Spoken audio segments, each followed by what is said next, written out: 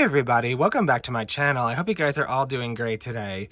It is a very cold and windy day here in the Buckeye State. I think we're actually supposed to get some snow tonight. So I'm filming inside today, but that's okay because today's topic, I want to talk all about the Thanksgiving/Christmas cactus, which I think is very seasonally appropriate, especially around this time of year. So first off, I actually wanted to explain what is the difference between a Christmas and a Thanksgiving cactus. So there are a few ways to tell if you have a Thanksgiving and Christmas cactus. So an actual Thanksgiving cactus will usually have more pointed ends, and like these. So this is actually a true Thanksgiving cactus. And a Christmas cactus will have more rounded or scalloped ends on its leaves. The second, and probably the most obvious way to tell, is when they bloom. So a Christmas cactus, a true Christmas cactus, blooms, true to its name, right around Christmas time, so sometime in December. Whereas a Thanksgiving cactus starts blooming right around Thanksgiving, so around mid to late November-ish. So those are two big ways to tell the difference. And usually this time of year, what you are usually going to see is actually a Thanksgiving cactus, because for whatever reason, a true Christmas cactus is a lot harder to ship, so I've heard. So that's why you're often going to see a Thanksgiving cactus as opposed to a true Christmas cactus more often than not. I mean, I'm sure you could probably find a true Christmas cactus online, but I think it's just a lot easier to get a Thanksgiving cactus. But their care is effectively the same, or at least it's very similar. So that's why I kind of lumped them into Thanksgiving/Christmas cactus. And also because their names are kind of used interchangeably, but I did want to point out there is a difference. So I did want to get that out of the way first and foremost. Now I want to talk a little bit more about how to care for them and also how you can get them to bloom, because I'm sure that's going to be a very hot topic here. So first and foremost, it is important to know where these plants come from. So even though they have cactus in their name, they're actually quite different from like your desert cactus that grow in a really hot, dry area in the deserts. So these cacti, both Christmas and Thanksgiving cactus, both come from the rainforests of South America, actually. So that should kind of give you an idea. So they like a little bit more moisture than your average cactus, or than your average desert cactus might want. So it is important to keep them relatively on the moist side. However, like regular cacti, or like desert cacti, they also don't like to be really wet either. So that is important to keep in mind as well. So they do like a little bit more moisture than a desert cacti, like I mentioned. So you want to water them whenever you can stick your finger. I actually just watered this today. Whenever it's dry, maybe an inch or so below the surface. So they do want to be moist, but make sure they're not wet.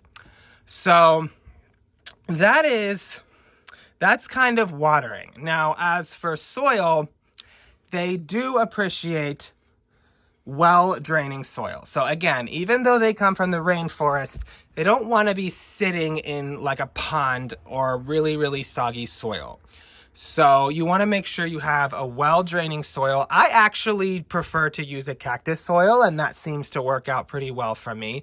However, I have heard that you can use a standard potting mix. However, make sure that it is draining well and that it's not holding on to too much water. That is very important, which is why I keep mentioning it.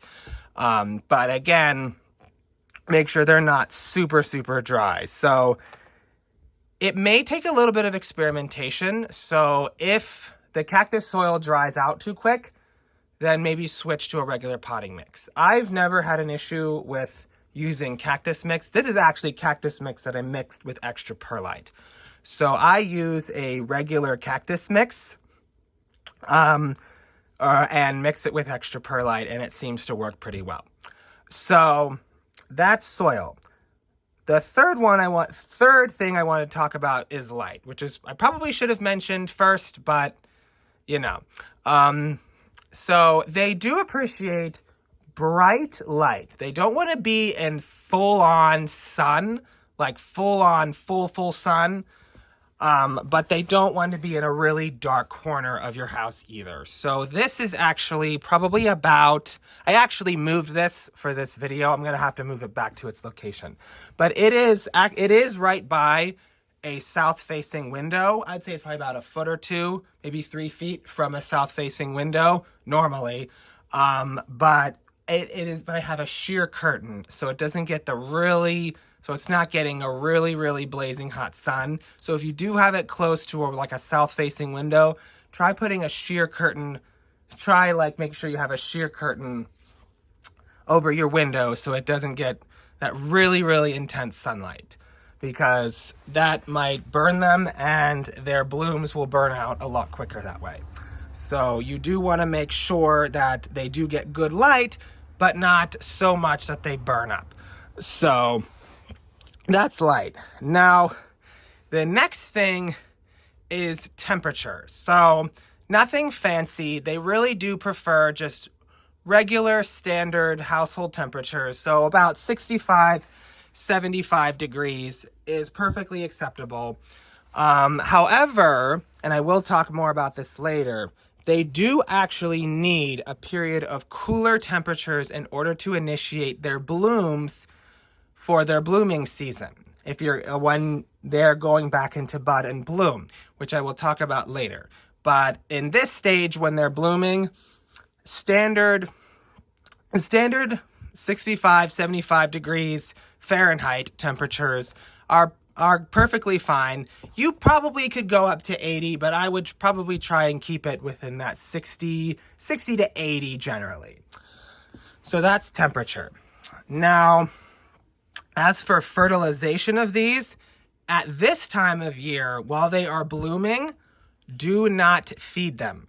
They do not need any fertilizer this time of year while they're blooming.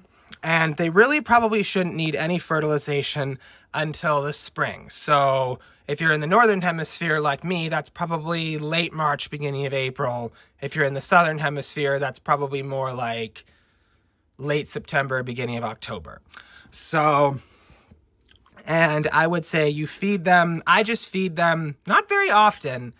I don't think they need excessive amounts of fertilizer, but they do appreciate, I would say, a liquid feed at least several times a season. So maybe about 3 or 4 times at least. But you could probably go as much as once a month. Probably not more than that, but so they're not really excessive feeders, but they do need some nutrition, especially to bulk up for the next season and so they can grow and produce more blooms for you. So that is fertilizer. Now, repotting. This one is, I think, actually really important to get down.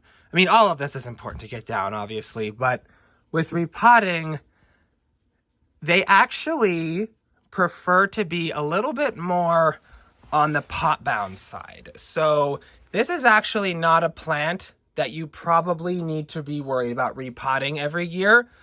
So they probably need repotted maybe every 3-ish years, depending on how fast they're growing, of course. But it's important to note that these plants actually bloom better when they are slightly more root bound. So they actually, I think the reason for that is when they're a little bit more root bound, they actually have, it puts them under a little bit of stress, and it sort of kicks in their survival mode, which is, and blooming is how they produce seed in order to ensure their species survives. So I think that's why if you put them under a little bit of stress, they're going to think that, oh my goodness, I got to produce seed, so that's going to encourage more blooms.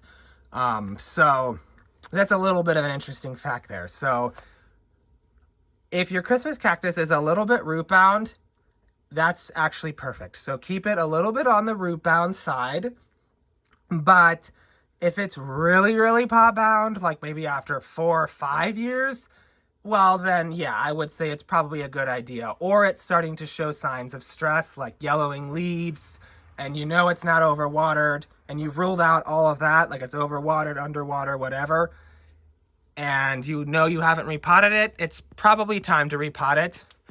When to repot, you should probably do that generally during the growing season. So I would say, yeah, between March and probably not later than July or August. But because you don't want to interfere with their bloom cycle. I actually just repotted this probably, I think it was in August, and it clearly didn't do much to affect the bloom cycle. So yeah, that's sort of when and how to repot. Now, for the last part of this video, I want to get into the topic I'm sure you are all wondering about. How do I get the Christmas/Thanksgiving cactus to bloom? It's actually really not all that difficult. I actually got this one to successfully rebloom. So what you want to do is, at least where I live, what I do right around the beginning-ish of October, end of September, beginning of October, if you have your plant inside, you want to put them in a spot, and this is important, especially as the days are getting shorter. You want to put them in a spot where they will receive at least 12, probably 13 hours of complete and total darkness. So if you're doing this inside, you can put like a box over it and make sure you're consistent about it. Every single day, like let's say from 8 o'clock in the morning to about 5, 6 in the evening, you can leave it uncovered. However, from 6 in the evening until maybe 7, 8 the next morning, you keep the box on, and make sure that it is not getting any light. So that's one way of doing it, or you can put it in like a sealed off closet or something. And it's a good idea to do it for at least several weeks in order for them to set forth a really good bud cycle. However, I prefer to take it outside for a few reasons. One, you don't have to mess with that. And two, they also need cooler temperatures. So that can be a little bit harder to achieve in the house. So they do like it like in early fall, like around late September, October. Make sure, excuse their dog barking. She barks at everything. So just ignore that. They do need like 50-ish degrees at night in order to initiate blooming, in addition to the shorter days. So I actually put it underneath a tree that is away from artificial lighting, or at least most of it. But it is important to try to keep them as dark as possible during that 12 to 15 hour period, generally speaking. So I do that I did mine for about probably 6 weeks or so, and this was the result. So I think that worked out really, really well. And whenever you start seeing buds, you can start bringing it back inside. I did wait a little longer to see if it would form more, but if yours is outside, and especially if you're expecting a frost, which these will not tolerate, so it is important to get them in before frost. So make sure you get them in before frost. And if you start seeing buds form and you're expecting a frost, you can get it inside.